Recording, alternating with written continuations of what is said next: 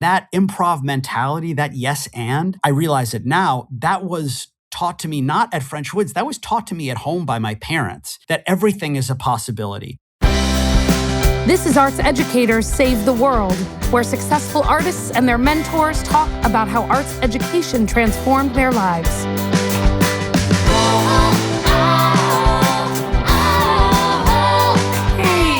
Welcome to Arts Educators Save the World, a podcast where artists and their mentors talk about the impact of arts education on both their lives. Happy summer, everyone. The weather is finally nice here in Wisconsin. People's moods, despite all the chaos, seem to be picking up. And today we have a perfect summer treat for you. A la Ben and Jerry Stiller. I cannot wait for you to hear this father-son comedy team talk about their lifetime of mentorship, of parent and child joy, of artistry, and bonus, some great borscht belt jokes along the way. Enjoy.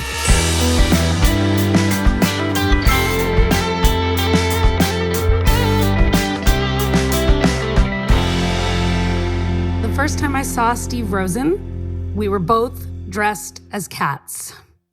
In the tradition of musical theater summer camps, we had to take on roles that were wholly inappropriate for us. 12-year-old Steve played Old Deuteronomy, and then went on to play Tevye in Fiddler on the Roof and Sweeney Todd, all before the age of 16. I've had the privilege of watching Steve from the audience as he matured into his performing roles. He was the original Sir Belvedere in Spamalot, the original Harlan Hahn in The Farnsworth Invention, Benny Southstreet in the most recent Broadway revival of Guys and Dolls, and he has performed in regional theaters across the country. But we are not here to talk exclusively about Steve's prowess as a performer. He is also a hugely accomplished writer with shows that tour the world, including Dracula, a comedy of terrors, Crime and Punishment, a comedy, Ebenezer Scrooge's big Your Town Here Christmas show, and the book for the musical The Secret of My Success, the other Josh Cohen, 50 First Dates, the musical, and the Griswolds Broadway Vacation. He's won prizes for these, but Steve will be way too humble to talk about that. If this were a video podcast, you would be looking at Steve now and going, wait, that's the guy from that TV show. He's also that. Needless to say, Steve is a polymath, and I can't wait to hear how his mentor has been his teacher and his inspiration for this eclectic and delightful career. Steve, welcome to Arts Educators Save the World. Oh my gosh, Erica, I'm so happy to be here. And you can't see me, but I'm actually literally wearing the Old Deuteronomy costume that I wore at age 12 right now. This spandex does not age well. Age well. It probably doesn't smell great either. Nope. Let's be honest. Should powder be coming out of this? And good thing you're sitting on the fancy couch with plastic on it that we've already discussed. Yes, because I am. Your Old Deuteronomy costume is not holding up well, I would imagine. Disintegrating every place. But I honestly, I'm literally sitting in my childhood home right now and visiting my parents for an early Mother's Day. I got to hang out with my mom and dad, and I thought it was the perfect location to do this podcast today. What a joy it is to be asked to see you, and what an honor it is to be asked to participate in something like this. And I am overjoyed to share today as my show and tell, or just hear and tell. We're on a podcast, on my hear and tell, my mentor, my earliest influence, my North Star, as it were, who is my dad, Dr. Gerald Rosen, DDS. That's how people know him around here.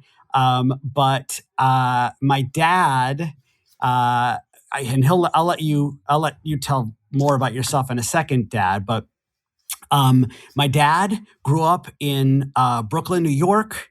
He grew up not with a ton of arts in his life in terms of his education per se, but my father, like so many things and so many people in that time and space, educated himself in the things that he was passionate about and dove headfirst into them. Those things included singing, songwriting, performing, and he did spend many of his summers working in the Catskills. And like my brother Corey, who you know, who is a master storyteller and another one of my mentors, my father is a master storyteller, joke teller, and empath, and an encourager. So everything, I'm one of those very few people in show business who is here not in spite of their parents and in spite of their upbringing, but I'm here because of it.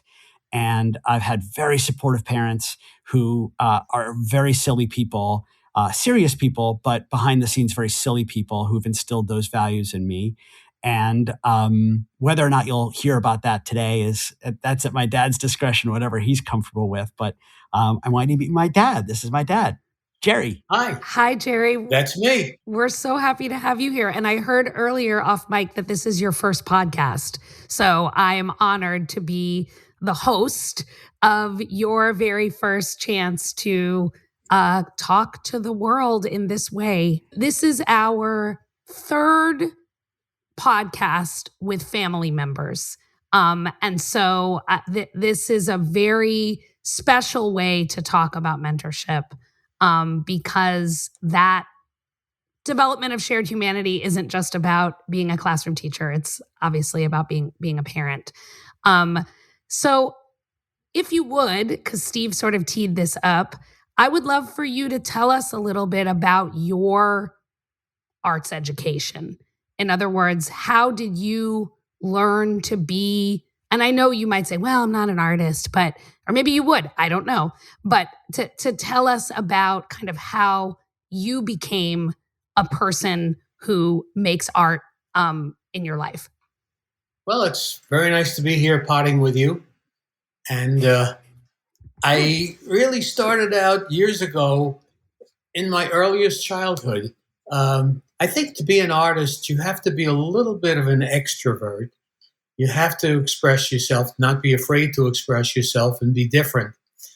And it kind of started out when I was a child myself. My mother taught me the art of storytelling. And when she would feed me, I wasn't the greatest eater, and she would tell a story. But the story was a run-on story. It really had no beginning and no end. It would be something like a little boy was walking in the woods, and he found a little house. And in the house, there was a woman. And she said, come in and have a cookie. And he had the cookie, and then there was a dog in the house. And the dog said, let's go for a walk. And we went for a walk, and then there was a trail, and I didn't know which way to go. So should I go to the left or to the right? And it just went on like that. There was no beginning. It didn't go anywhere. It just was story after story after story, and it produced visual pictures. And consequently, I just was interested in that sort of element in the art of storytelling. And I guess somehow subconsciously I passed it on maybe to my kids.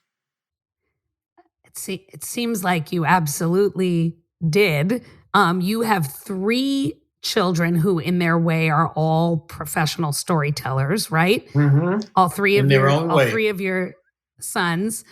Steve, what does that resonate with you, that you grew up like with a parent who was a storyteller, and that art of storytelling was part of your life as a kid?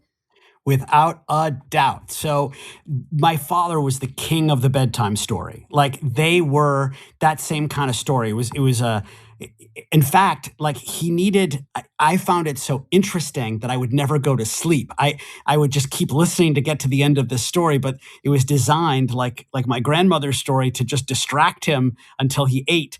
And in this situation, I was just so interested in it. And my father would improvise. They were all made up. And that's why I was always so interested to hear like what would come next. I was hanging on the edge of my pillow, I guess.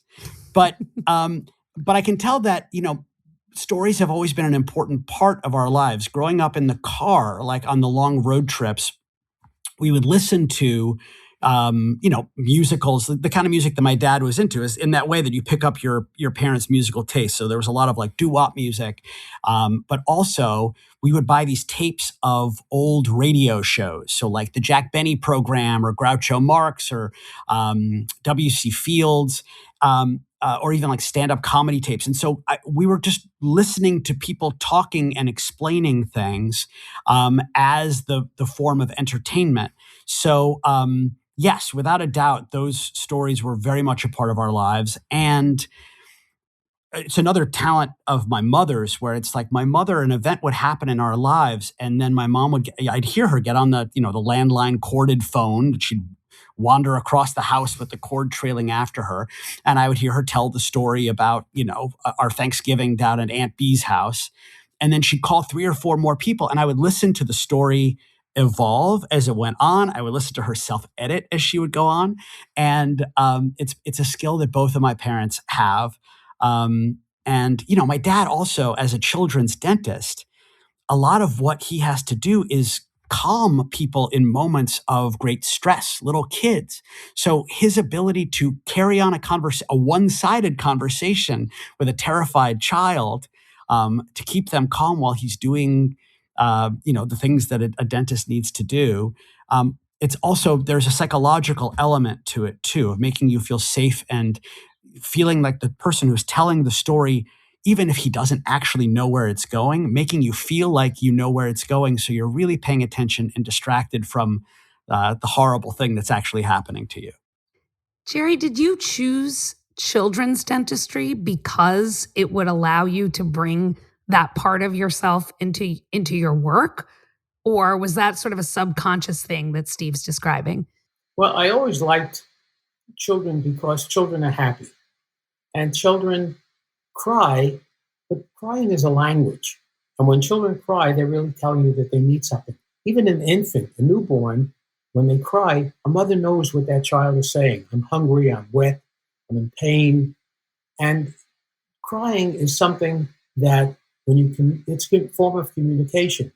And once you learn how to turn cries into words, it makes it easy to deal with children. And children are always happy people.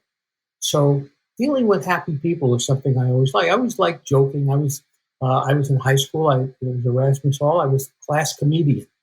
I was voted class comedian. I always love to tell stories, tell jokes. I love to tell on myself, and a good comedian kind of talks about themselves because they tell their secrets and they tell the things that happen to them. Things happen to other people. I slipped in a puddle on a banana peel and, I hurt my hip. It's not funny.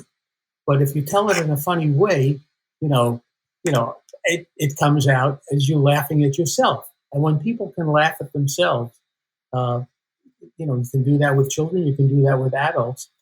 Not only are you well liked and appreciated, but it makes you feel good to tell funny stories. Laughing, I think, is something that if everyone does, they'd be healthier and happier all the time.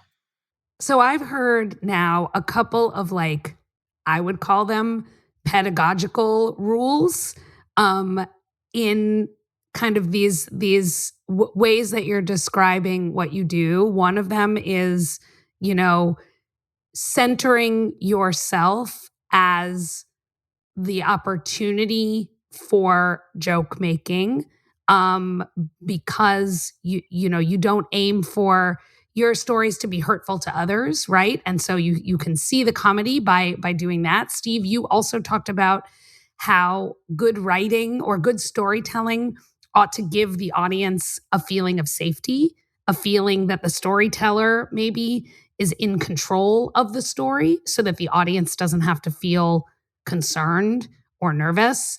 Are these feel like lessons that maybe, Steve, you take into your own writing? I don't want to put words in your mouth, but I wonder, in me reflecting those back, do those sound like the ways that you think about your own writing? Yes, please first of all, put as many words in my mouth as you would like. It's so much easier for me to be an actor than a writer. But yes, 100% that the knowing that the person who's driving the car knows how to drive is always makes you feel.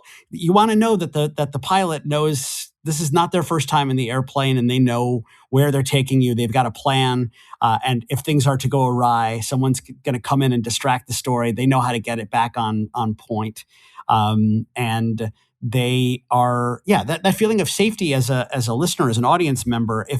If you're watching something being like, I don't think I don't understand what's happening, and I don't have a real understanding that the person who's telling the story cares that I understand what's happening.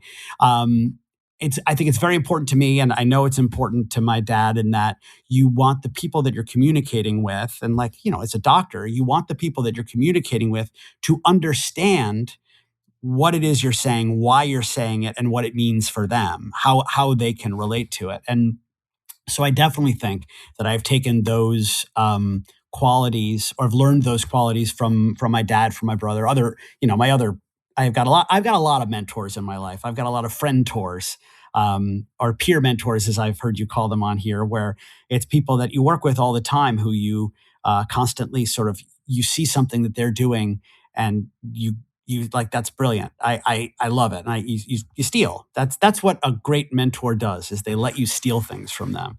And I think in so many ways, my dad has, as a father, you unintentionally instill these things in people because you do it naturally. And so much of my dad's personality is based on that feeling safe, making people feel safe and secure, that he knows what he's doing.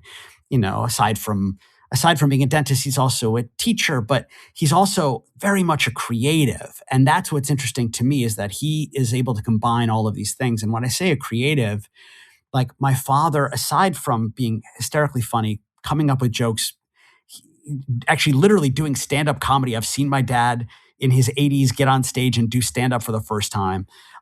Fearless, but he also, his office was designed, like he did set design. Like it was so cool, with like a brick road on the ground and really cool posters and things on the walls. And every Halloween, my dad would literally sew his own costumes that he would wear to the dentist's office. And we've got an amazing assortment upstairs of bumblebee costumes and tooth fairy costumes. And he would sit down, because his father was a tailor, taught him those kinds of things. But in so many ways, there's always possibility. There's a creative way to solve every problem. And that's another thing that I've definitely learned from. Well, I think that one of the things that we do as human beings is we pass down traits, we pass down habits, we pass down characteristics of those before us.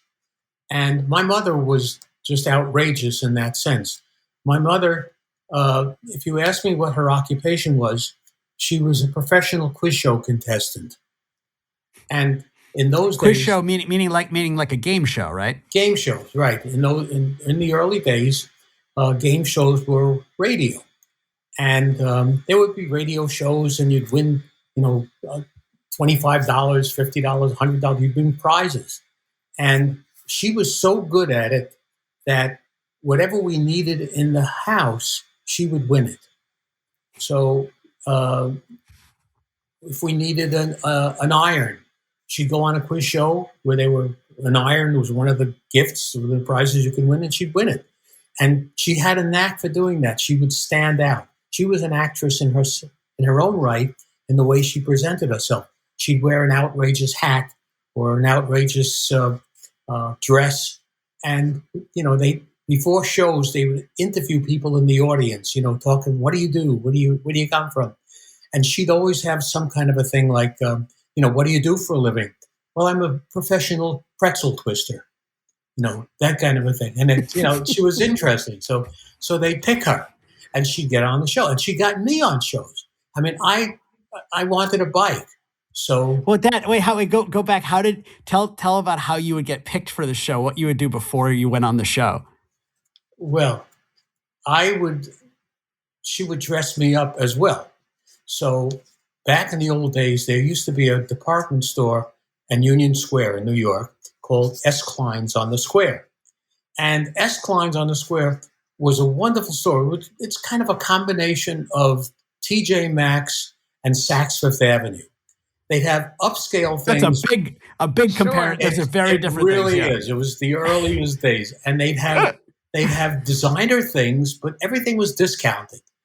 And so she'd find the brightest Glen plaid jacket or polka dot sport jacket and bow tie, dress me up with these things.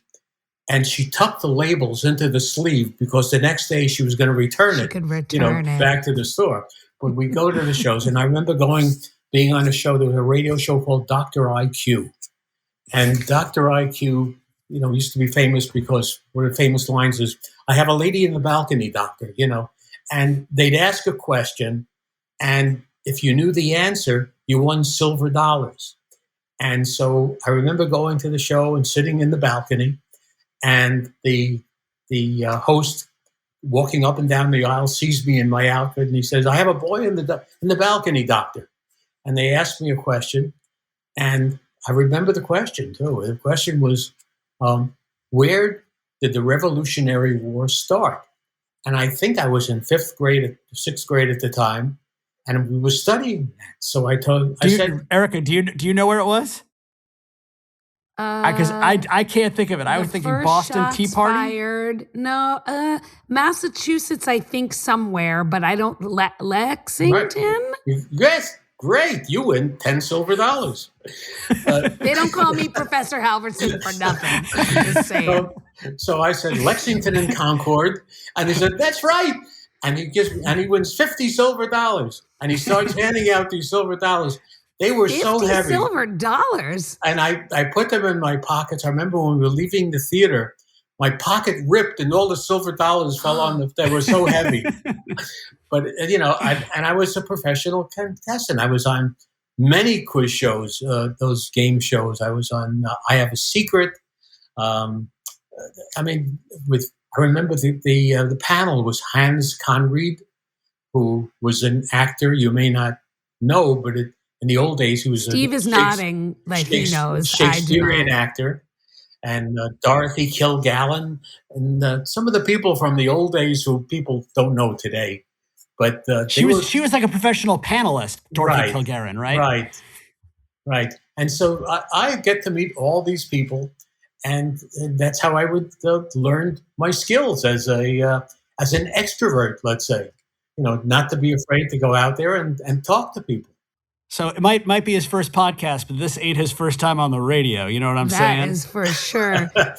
There was a famous guest host. There were two of them in those days, Bill Cullen and John Reed King. And they were professional quiz show hosts, game show hosts. And I remember that they would have a question that no one could answer. Every week it was the same question, and the jackpot would build up. And she knew the answer. I have to laugh because it's so silly. The question was, you have to forgive me. The question was, how many feathers are in a 25-pound turkey? No, it's such a ridiculous question. They're like, how many hairs are in your head? That it was that kind of a question. Well, she went to the library in New York, and she found some manuscript or some brochure or book that John Reed King had written in his youth about questions, about answers, things like that. And in that book was the answer to the question of how many feathers are in a 25-pound turkey. She went on the show. She got the answer right. And I can't remember what we won. We won dining room sets and living room sets and bedroom sets. And we had a studio apartment. We had no place to put anything. But it was the act of winning. That was the important thing. But I've never heard that story before. That's amazing. Well, wait, Dad, can I ask you, because this is a good chance for me to ask my mentor some questions that I might not know, because now I'm very interested. In terms of your arts and stuff, because you are creative, you can draw, he drew the logo for his office and all that stuff. Did you have art teachers, music teachers, lessons, that sort of thing? I think art comes to some people, just like music, comes to some people almost naturally. It's like Mozart, he was 5 years old and he was writing music. And, I mean, sometimes, and I was always kind of good at art. As a matter of fact, in my high school yearbook, many of my cartoonish pictures were in that book. They were published in that book. So I was kind of always into art, and I always liked to go to museums and study art and look at pictures, paintings, styles of art, the forms of furniture. Louis the 14th, Louis the 16th, to know the difference between those things. And so it was always kind of interesting to me, the arts in itself. But music specifically, because growing up, so my dad had a song for everything. We all had nicknames. We all had theme songs growing up that he would make up, that he would sing over and over again. And and Dad, you were a composer. You wrote songs and stuff. Did you ever have a teacher? Did you have a piano? Did you have lessons? How did you get started with that No, stuff? but all of my kids did have a theme. It's like Johnny Carson would come on the stage and it would be da da da da da da da da da. Each kid had his own song. So when he come What's along, Steve's song? that's right. What can we hear Steve's theme song? I had a lot of them. I think the most complete one is my brother Corey, who you know, Yes. who was known as Tiny in many ways from the song, because he was a little kid. Dad, would you indulge us? Well, I could do the song. I don't know if there's copywriting on this, but we could do it. All right, copyright Jerry Rosen, 2026. All right, now it's totally right. safe. He has teeny tiny toes and a teeny tiny nose, teeny tiny lips, they go flip, flap, flip, flap, flip. Teeny tiny thighs, but great big eyes. Teeny tiny, teeny tiny, teeny tiny toes. And that was Does Corey Corey's song. listen to this? Does Corey listen to this podcast? Because if he doesn't, I don't know, but he knows the song. He sings it. We're gonna need to get him at least to listen. Maybe we'll do a little response podcast at some point.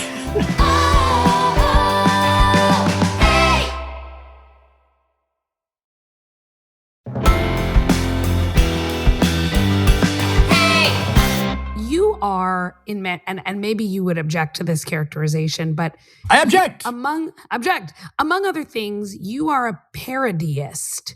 You write parodies as a genre, right? I mean, I think, Dracula, a comedy of terrors, Crime and Punishment, a comedy, the Ebenezer Scrooge's big Your Town Here Christmas show. These are all genre parodies, right? Where everybody, quote unquote, everybody knows what this story is. And then you take that story and reimagine it through a different lens, right? Through a comedic lens that keeps the core of what the story is, but yet, brings in new ways of seeing that are joyful, that are, give access to stories that maybe people haven't had before. And to me, now that I've heard your dad spiel, I completely understand why that's your genre. Have you all thought about that and talked about that connection, or am I saying something exciting and new for you as an artist and as a maker? Well, everything you say is exciting and new. It is like the Love Boat talking to you. Is it? Is it? It is. But so those three that you mentioned, those three plays, and our newest play called Holy Moses, which is a retelling of the Ten Commandments story, Great. are all written with my friend Gordon Greenberg, who, I should say, his father also a pediatric dentist. So I don't know. I know, right? So I think you got to have a sense of humor when you come from a dental family. But yes, what was interesting about those properties to us? Well, I'll speak for myself. He can speak for himself on the Dental Sons podcast, which is coming on right after this one. But those, taking this very familiar IP, these familiar stories, and honestly, all of those things came out of opportunities. Someone saying, "We need someone to do a version of this and do it quickly." That seems to be the way in which I tend to work on those plays. It tends to be with a deadline.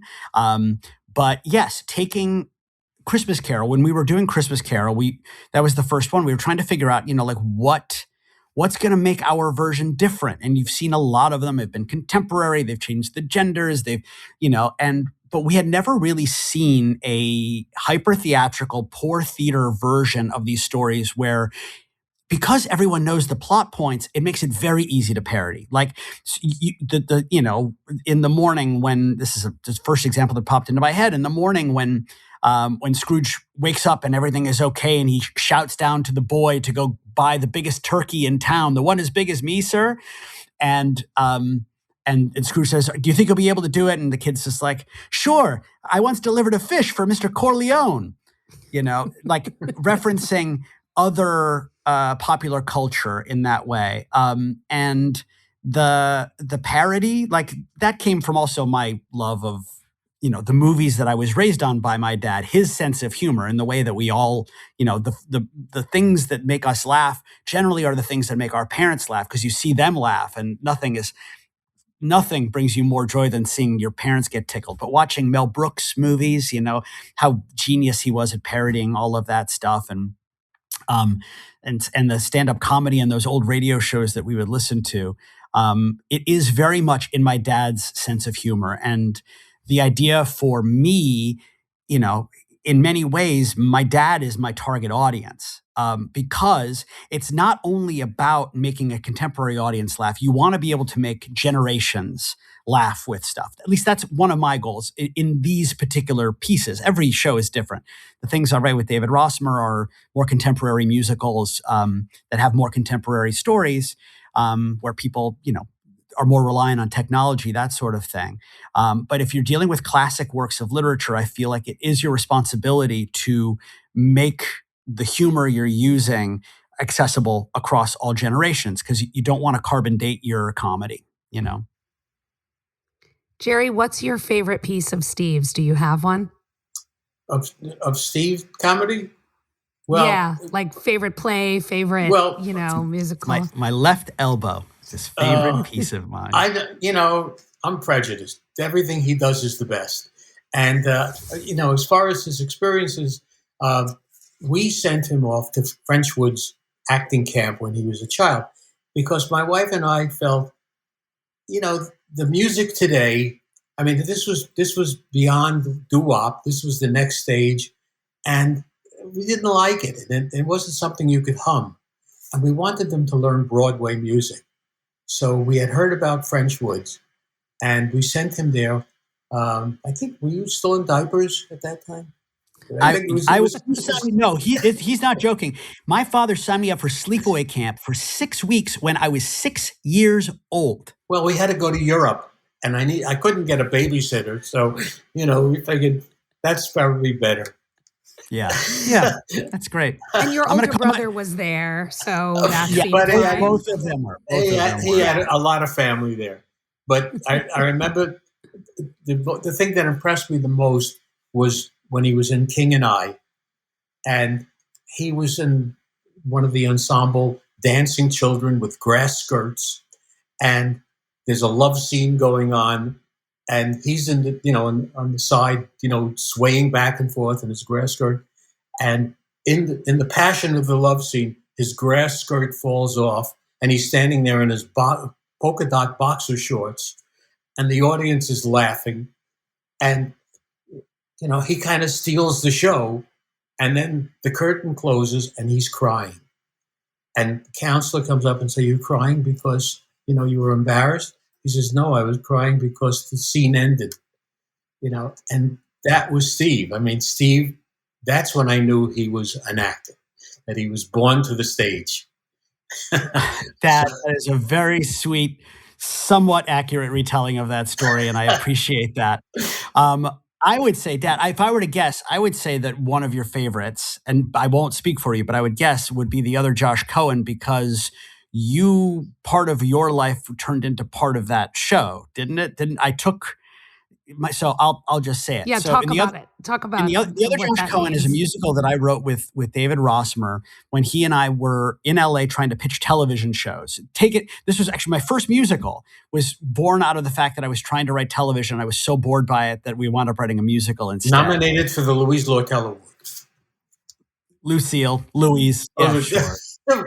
The other Josh Cohen is an extremely personal show based on a series of true stories that happened to David and to me. But primarily, there's a story about this guy, Josh Cohen, gets a check in the mail from someone that he doesn't know when he is at his brokest and his most alone on Valentine's Day. And it's from an Irma Cohen in West Palm Beach, Florida. And a very similar thing, I will say, happened to me. And a lot of what happens in the play is in the order that it actually happened in real life. And one of the things that happened was what I do whenever I have any business decision or any creative decision that I can't figure out. I call my folks because I just love their advice. I don't always take it, but I always want to hear what their perspective is, because I trust them and I know that they're going to tell me passionately what they think. But one of the things is, and you can hear it on the soundtrack that's available wherever you streaming this, that there is, he calls the home phone at his house. And his father, who is a dentist, has the world's longest, most complicated outgoing message on the answering machine. And it is, and people say, like, how did you come up with that? It is almost literally word for word my father's outgoing and explaining how to use a pager, explaining after you dial in your number, you have to press the pound key. If you don't know what the pound key is, it's the tic-tac-toe board in the lower right-hand corner. And it goes on and on. And every night it absolutely killed. And it took almost no creativity because it was already done. It was truly just snatched from real life. Well, the funniest things in life are the real things that happen. And I will say it's my father and my mother, my brother, all my family's ability to recognize these insane, funny contrasts. And as my dad was saying, in a self-deprecating way, if you can see these situations, these are the things that work themselves into creative writing. And they feel like, how did you think of that? And you don't have to, because of, I've learned from my folks that the awareness of what is happening right now, pay attention, because there is good stuff happening all around you. If you could just see it for what it is. That's right. Jerry, what was the experience like of seeing the other Josh Cohen for the first time? Do you remember that experience? Yeah. Well, first it was pride, because it was one of it's really, and it still is, one of the most wonderful creative works, because it touches on something that everyone experiences. It's loss, it's lack of friendship, it's being poor, it's what everybody wants. It's at the end, finding happiness, and it's a kind of like the classic story, the classic build up to a wonderful story. And so seeing that show, I mean, I just loved every second of it, because it was the music was fabulous. The story was terrific. The acting, the format where the actors themselves were the orchestra in that show. It was just an absolute wonder to watch that show. And I'm just so sad to see that it didn't have an afterlife that I thought it would have. Well, let's be patient. You never know. These kinds of things, it's a very personal musical in that it is about the power of patience. And hanging in there when things seem at their worst. We use the metaphor often in that musical about waiting in line for Space Mountain, right? You wait on this line, you wait for something, and you're hot and it's tired and you're miserable, and you start thinking about like, I'm just going to leave. I'm going to go, and then you get to the front of the line and you get on that ride, and you have the most amazing 2.5 minutes of your life, and you get off, and all you remember is the ride. You don't remember all of the bad stuff that happened before, because that end result is worth it. And if you just stick around long enough, if you get yourself through those tough times, things are going to get better. And that definitely is a quality and a moral that has been baked into our lives. And it's not the good things. Good things come to those who wait, and you don't need to push right now to make things happen. If you can build up a career, you can build up a relationship over the course of time, if you just have some patience and some faith. Steve, do you think that you are incredibly successful across a whole range of careers in the performing arts, right? I mean, you're a Broadway actor, you're a television actor, you are a writer, you know, mm, is that because of your dad? I mean, and what I mean by that is you went to a conservatory style. You had a conservatory style education, right, at NYU, which is very much about putting you in a box. You're going to learn to be X, right? But you're Steve. You're not X. And hearing about your dad, you know, and hearing about how, Jerry, how you've lived your life, but also how you've raised Steve to live his life, I see where that comes from, almost despite the fact that you had kind of a traditional training as an actor. Well, first of all, it is so nice of you to say that you think that I'm successful in all of these things. It never feels that way when you're in it. And I feel like it's still always a hustle and a struggle, but that is a life in the arts. Like, it doesn't, no matter where you are, what you're doing.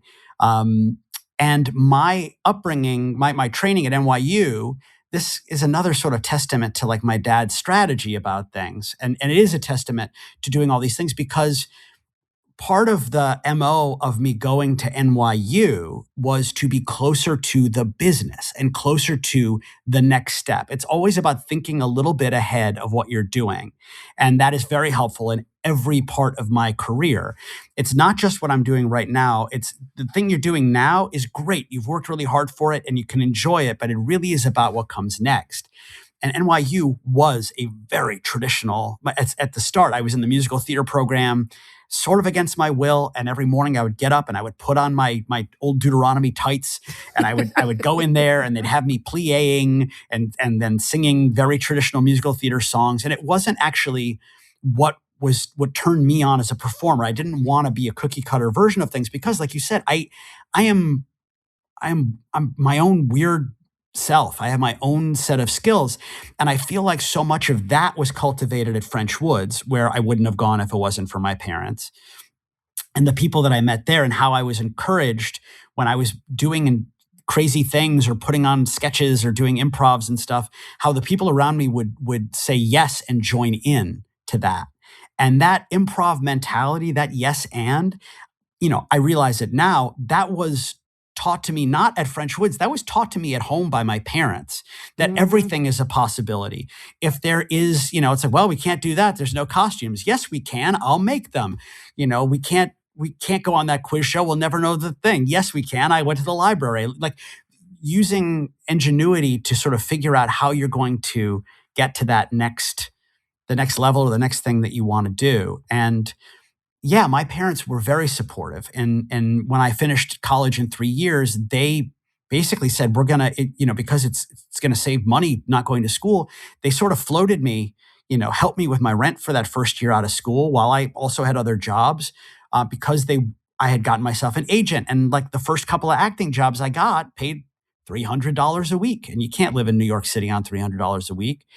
And I think a lot of parents would have said, well, you should get another job then, because you can't afford this job. But my parents understanding that this experience was so important and these opportunities were so rare, and not wanting me to miss a chance to do something made it possible for me to do that. And not only made it possible, even when I'm playing the smallest part in the smallest thing, they would show up. They would see it 3 or 4 times. They'd bring all their friends, and they built a fan club for me. So I've always felt supported as an artist and an artistic person, because I knew at worst I was going to have 2 people in the audience almost every night that were going along for the ride with me and wanted me to do well. And that is, for an artist, especially one who deals with audience responses, comedy, that sort of thing, you cannot put a price tag on it. It was so valuable. This podcast grew out of a book that I wrote called How the Arts Can Save Education, which is about how arts practices ought to shape not just how we teach the arts, but how we teach in general. And, my side hustle, aside from being a podcast host, is I'm a professor of education at the University of Wisconsin. And so most of what I do is teach people how to teach. And so one of the chapters in that book is called Improvisation as the Model for Good Teaching.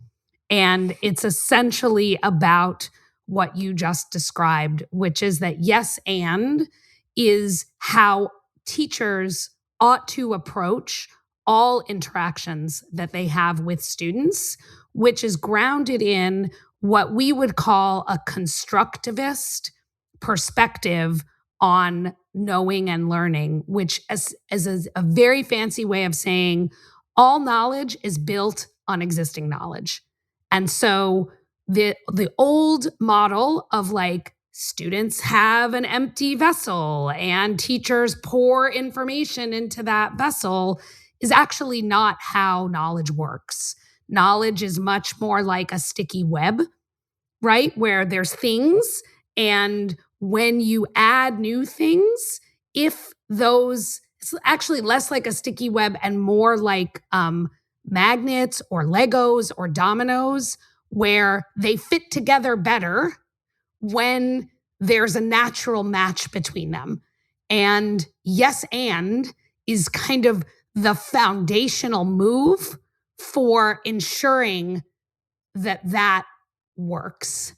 And that is easier when the 2 people understand one another, right? And so if you have, as many people don't, the gift of a parent who can yes and you, that those matches are so close, right? That you're able to really take in yes and as kind of the foundational way to interact in the world.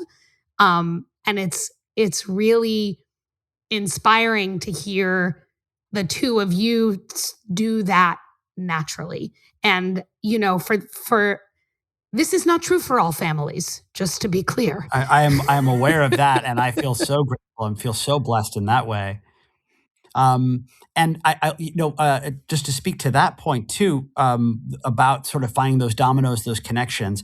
My brilliant collaborator friend David Rossmer, who calls that the Uno card method, right? Where it's, in order to play Uno, you need to have something that connects to it in some way, whether it's the same color, the same number, the order. I love And that. like, as my dad, you're talking about here, it's like you also want to be playing with someone who is looking for the opportunity to collaborate with you, to find those connections, to make those connections, versus making their own string of things. It's you want to find people that are going to help you build, and having a positive attitude. That yes and my father, by far the most optimistic human being I have ever met, and sees yeses in nos. And that is something that I have absolutely taken with me into every aspect of my life. And I think in general, people love yes, because it's inclusive. Yes means, yeah, let's come hang with me. Let's figure this out together. Let's create laughter together, versus a no, which is creating distance and creating that there are set rules, and if you don't set the rules, there are consequences. And in certain parts of life, that's very important. But in creativity, that yes is it's the building block to creating something new and interesting versus no, because I've seen it done this way before. And that's I think that's I love that, and everyone should read your book, Erica, because that is a brilliant idea you came up with. The provocative piece of that is that that's true in math class too. Like, I think folks who do creative work, we understand that instinctually. But it is also true that, of course, can people have wrong answers? Yes. But wrong answers they're not random, right? When a child gives a wrong answer to something, there's a reason for that wrong answer. And the yes and comes from trying to get at the origin of that answer in order to connect that origin to the thing you need them to understand because the curriculum is demanding it, right? But just saying, no, that's the wrong answer, and why would you say something so foolish and incorrect, doesn't solve the problem, right? And I think we know that as creatives because all we do is solve problems, right? We see our work as problem solving. But in a math class or a science class or a social studies class, that's a much more revolutionary thing to say about the nature of knowledge and the nature of students and the nature of teaching. I love that. Just acknowledging, I can see why you might think that because this, and that is validation. And then, well, here's why it's different, makes you feel so much better about it than just saying wrong, And is also the Uno method, right? I love that. I love the Dave Rosmer Uno method because it's like, okay, yes, you don't have the same color as me, but actually what you're saying is kind of because maybe we have the same number, or you have the reverse card, and trying to get at what that is much more helpful for learning than just saying like wrong, next, because then there's just a wall that shuts, I mean, all people, but kids in particular, shuts them down. Sure. We are coming to the end of our time together, which is so sad because I could talk to the two of you forever, ever. I would like, Steve, tell me what you're working on now and tell me kind of where your professional work is headed and what kinds of projects are making you feel excited about your career and your art making. Wow. Thank you for asking. First of all, thank you for having us here, because just getting to see you after these many years and seeing how you have grown into this, not only an authority about all of this stuff, but just all of your warmth and creativity and spontaneity and intelligence have led you to this point. And it's so gratifying to say that, like, I knew way back when that this person was going to be a big deal, and you are, and that's really cool.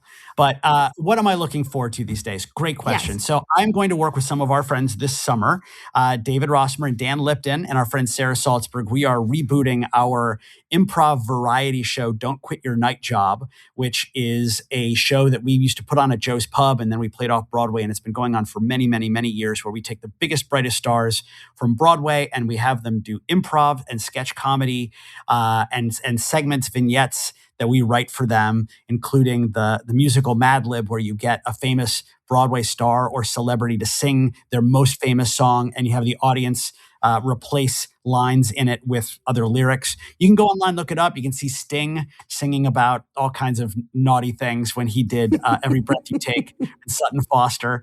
So we're going to do that this summer at a new thing called The Festival, which is it's like a Woodstock for Broadway. David Rossmer and I have the Griswolds Broadway Vacation is going to be coming to Broadway any moment now, as soon as we are able to basically lock down and announce stuff. So we're this making is amazing news. Thanks for an invitation to the opening. You got you got twisted my arm. Sure. And we did 50 First Dates, the musical, which just played in London, that Casey Nicholaw, who directed, who choreographed me in Spamalot.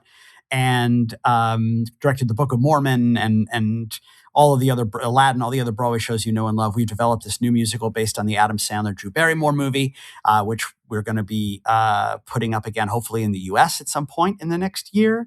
Holy Moses, this new play about the Ten Commandments, and I get to act again. It's been so long. I missed it so much. I'm going to go to the St. Louis Muni, which is a 15,000 seat outdoor theater in St. Louis, one of my favorite places to work, where you basically do 1 week of a run of a show, which is perfect for someone like me because it's always been a dream to play the mantle clock in Beauty and the Beast. But the idea of playing a mantle clock for 6 months I can't do it. The costume's too heavy. Exhausting. So this summer, I get to go do the musical Ain't Too Proud, which is the Temptations musical, playing Diana Ross. No, playing their manager, Shelley Berger. And I get to go out there for a week to do that. And, constantly working on new things, television thing. My life is really fun in that every day I wake up and I get to brainstorm new things with people who I love and admire. So that's what's going on with my career. And I'm going to go help my brother do his new project. My brother, who's written two fabulous books about storytelling. He hosts The Moth in Berkeley, California.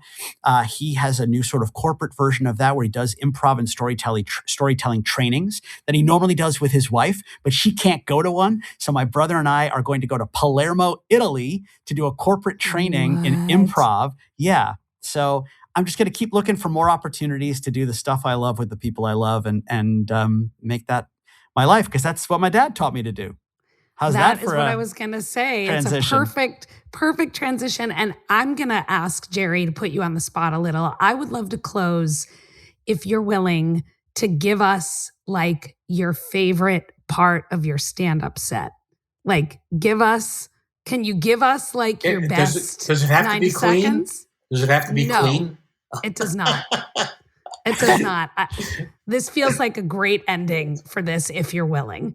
So, let's see. At Ray Allen's Comedy Club in Aruba, they introduced me as coming up with what do they call that? The Make a Wish for Elders. Oh, yeah, it was like his Make a Wish, because my dad always wanted to get up on stage. I wanted to do and tell stand up. jokes. So here he is, Jerry Rosen, and I come up on the stage and Aruba has a reputation for being one happy island, and everybody's very friendly. And so I told him, I said, I love this island. It's a terrific place. Everybody is so friendly. Even the tourists are friendly. As a matter of fact, I got into the elevator and it was crowded. I couldn't even get to my button. I was trying to reach over for the button, and there was an older woman, and as I was pressing the button, I bumped my elbow into her breast. And I said, "Oh, I'm so sorry, but if your heart is as tender as your breast, I'm sure you'll forgive me." And she looked at me and said, "Well, if your schlong is as hard as your elbow, I'm in room 1714. Good night, everybody. Ladies and gentlemen, okay, let's pause for a second. Dad, why don't you do the wedding night one? The wedding night one. The illnesses. Oh, well, okay. So this is a very dated joke. I mean, I don't even know how you remember this, but this is from the days when people didn't get intimate until you signed the document. This was the early days. So this couple gets married. They're on their honeymoon. They've never been intimate. They're in the hotel room, and she's nervous. He's nervous, and he takes off his shoes and socks, and she looks at his toes, and his toes are all bent and gnarly and hairy, and she says, "What's wrong with your toes?" And he says, "Well, when I was a kid, I had polio." She said, "Polio? You mean polio?" No, polio. It affects your toes. She says, "Well, I guess that's all right." And he drops his pants, and she looks at his knees, and his knees are all purple and lumpy. And she says, "What's wrong with your knees?" And he says, "Well, when I was a little boy, I had measles." She says, "You mean measles?" She says, "No, measles. It affects your knees." She says, "Well, I guess that's all right." He drops his drawers, and she looks, and she says, "Oh my God, smallcocks." Zing! He'll be at Kutcher's all week, ladies and gentlemen. This is the content that I come on a Sunday to record. Thank you both so much for your time. I really love hearing about how families shape each other's art-making lives. It's really inspiring. And I think for our listeners, sometimes when we talk with folks whose mentors are, and Steve mentioned to me when we were talking about this, like, well, Mike Nichols was my mentor, but I mean, when you talk about like creative, the people in the business who, And so sometimes we have those amazing interviews, but I think that feels inaccessible to people sometimes. And so it's really nice to be able to have these conversations in ways that are really accessible to artists and educators. Like, oh, here's a father-son, team that has inspired one another through the course of their lives. And so I thank you both so much. Well, I'm so glad that Steve has followed his dream, and I'm thankful that he considers me a part of it. Yeah, you're a part of it. Yeah, you're a part of it, Dad.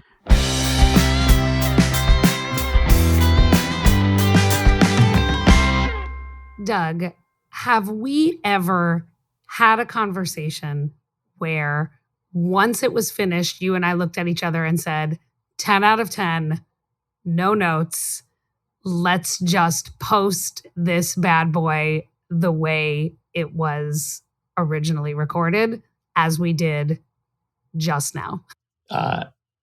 Yes, every single time. But actually, no. Usually there's some editing involved. That was a dream.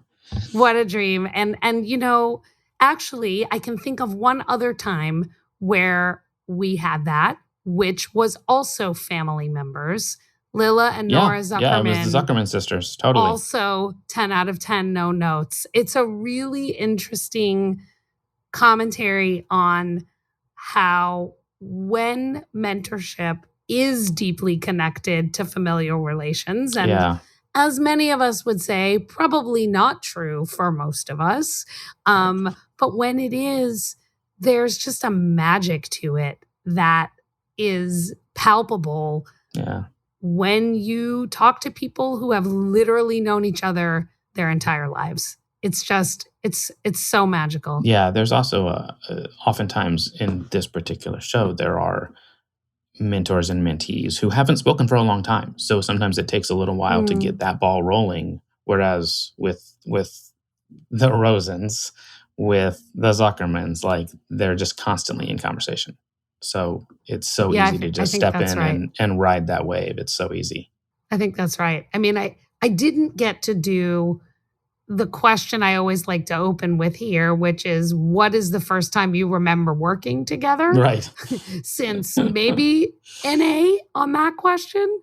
But that gave us a chance actually to hear more about Jerry and more about kind of his life as an artist when his identity as Jerry Rosen DDS would not indicate that his sort of rich lifetime from professional game show contestant all the way to Make-A-Wish for Seniors stand-up comic would be readily apparent. So that is a gift for you and I, and now a gift for everyone else. Yes. I do have a question for you, though. Yes. Yeah, and it is related to Jerry, who blew my mind throughout the entire interview. I want you to tell me 3 careers that you could naturally, with aplomb, just step into after joining the octogenarian club. Has to be post 80. Great. Cruise director. Oh, that's one thing. Spy. Wow, that's a second thing.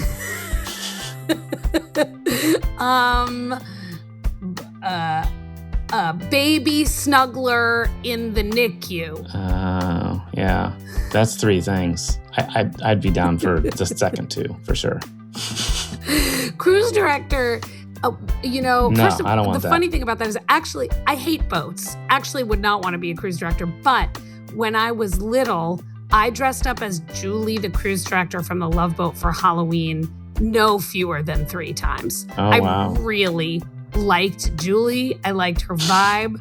I liked her job, the checklist, the activities. I was like super into Julie the cruise director, but in reality, I wasn't allowed to watch that show, so. Oh man, Love Boat and Fantasy Island. Yeah. These were Saturday night staples not in my house. household.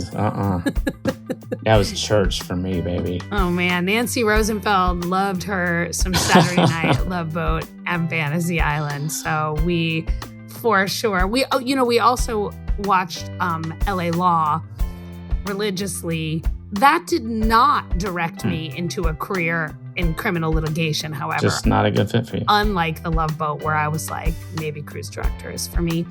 That opened up some things. Who knew that question would open up some things for me? Doug, I have a question for you. Okay. What are 3 ways that our amazing listeners can stay connected to us, can help us out, can encourage us to make more of what we do and to keep this artist, mentor, love fest train rolling? Or boat. Or boat. I would say one thing would be to subscribe and follow us wherever you get your podcasts. One, that really helps us because then it puts our podcast up on top of people's feeds. Totally. 1. We have a website. You can visit it. It's artseducatorspodcast.com, and you can read all about guests and hosts and fun stuff like that. 2. And then if you really, really want to reach out via email, we have one of those. We have an email address. It's artseducatorspodcast@gmail.com. And we're here for suggestions of guests and hosts, or guests and guests. But also, you can just tell us what you think. Maybe hosts, if you're like, we need a new host. If you don't think Erica's good at her job, you may suggest something. I don't know. Sure. That we'll take it. Feel free to send us an email. We'll take it up with management. 3 things. Amazing. Can't wait for the summer. Onward together. Arts Educators Save the World is hosted by Erica Rosenfeld Halverson and produced and co-hosted by me, Alec Lev. Our executive producer is Doug Matica, and our audio producer is Justin Asher. Special thanks to our collaborators, the brilliant and talented Kate Baldwin, and our great friends at Story Pirate Studios, Lee Overtree, Benjamin Salka, and Amy Fiore. Original music is by Dan Lipton, and our artwork is by Lyra Evans. Check out our website designed by Cole Locasio at www.artseducatorspodcast.com. We're on Instagram at Arts Educators Podcast, and you can write to us with your questions and comments at contact@artseducatorspodcast.com. You can also find us at a place called YouTube. And wherever you're listening, please remember to subscribe, rate, and review. It really helps the show. We're proud to be sponsored in part by the University of Wisconsin-Madison and the Gibb Faculty Fellowship. Arts Educators Save the World was created by Erica Rosenfeld Halverson and Alec Lev.